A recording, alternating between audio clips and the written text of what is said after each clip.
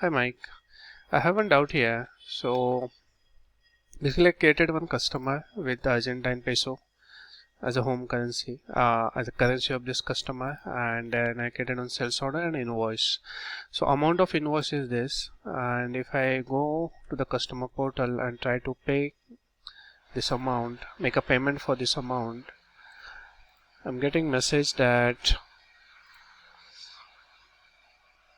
maximum allowed amount is this 999 code amount is too large.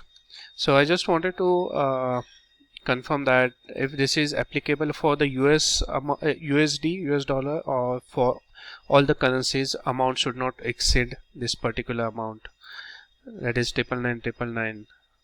Because if we convert this ARS to USD, it comes around 2857.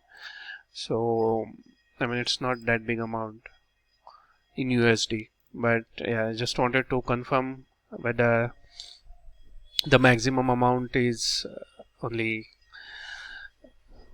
999 for all the currencies, or it should convert and then give the message that this particular amount is not allowed and it's too big.